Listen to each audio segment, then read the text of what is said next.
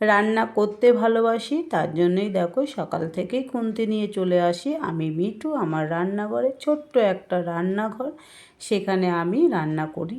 আর রান্না করতে যেহেতু ভীষণই ভালোবাসি, সব রকমের রান্না 1 থেকে 80 সকলকে আমি রান্না করে খাওয়াতে ভালোবাসি। তার জন্যই আমি রান্না করি, সবারই জন্য রান্না করতে ভালোবাসি।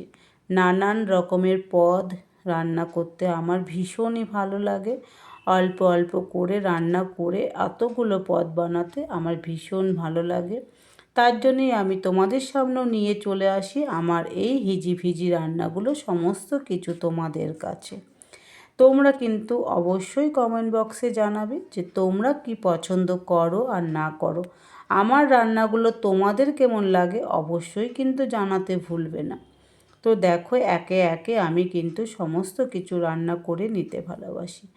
সকাল থেকে এটা সেটা রান্না, সকালে আরও করেছি টিফিন, সেটা তোমাদের সামনে তুলে ধরা হলো না আজকেরা, সেটাও আবার বলে দিই একটুখানি। আমি সকালেও টিফিন করেছি, কিন্তু আজকে পরোটা করেছি, নিরামিষ আলুর তরকারি করেছি।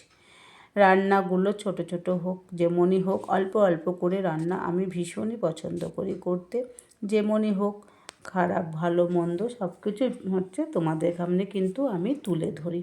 রান্না করতে করতে এই যে দেখতে পাচ্ছ মাঝখানে একটা লম্বা পাড়া পাতা চলে এসেছে, এটা তো দেওয়ার সময় তো দিয়ে দিই, কিন্তু পরে এই যে নাড়াচাড়া করার সময় কী যে বিরক্ত করে, একবার এপাশ আর একবার ওপাশে আসবে আর হচ্ছে বিরক্ত করে।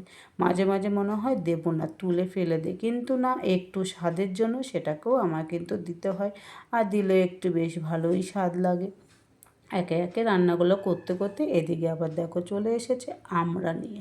আমার শাশুড়ি মা নিয়ে চলে এসেছে কাঁচা আমড়া, ছোটো ছোটো কচি কচি।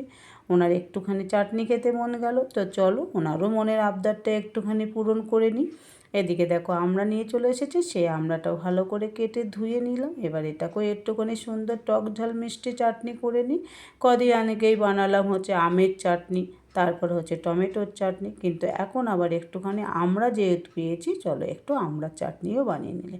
এইখানেও দেখো আমি কিন্তু সেই একই ভুল করেছি, তেজপাতাটা দিয়ে দিয়েছি। তেজপাতাটা দিলে ভালো লাগে, কিন্তু এই নাড়াচাড়া করার সময় এই যে কী যে বিরক্ত করে সেটা আর বলে বোঝাতে পারবো না। তো চলো তোমাদের কেমন লাগলো ভিডিওটা অবশ্যই কিন্তু কমেন্ট বক্সে জানাবে। আর চাটনিটা করব গুড় দিয়ে, এটা খেতেও আমার কিন্তু ভীষণই ভালো লাগে।